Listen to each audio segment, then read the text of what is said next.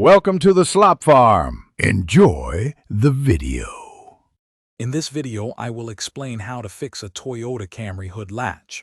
First, open your hood and visually inspect the latch mechanism.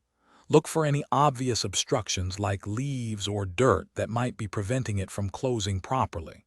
Also, gently pull on the hood release cable near the latch to see if it feels loose or disconnected from its attachment point.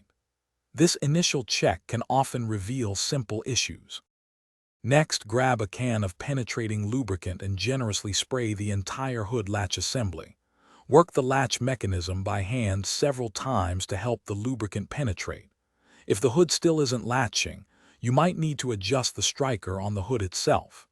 Loosen its bolts slightly, move it a small amount, and then tighten to test the fit. Repeat until the hood closes securely. If lubrication and adjustment don't work, the problem might be the hood release cable. Trace the cable from the release handle inside the car to the latch under the hood. Look for any kinks, fraying, or breaks in the cable housing. If you find damage, you'll need to replace the cable. This involves carefully routing the new cable through the firewall and connecting it at both ends. Finally, if all else fails, the entire hood latch assembly may need replacement.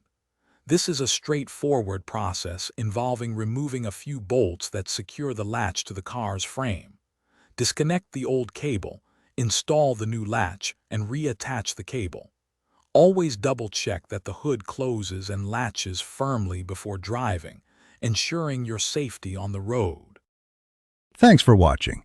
Consider subscribing if we helped you today.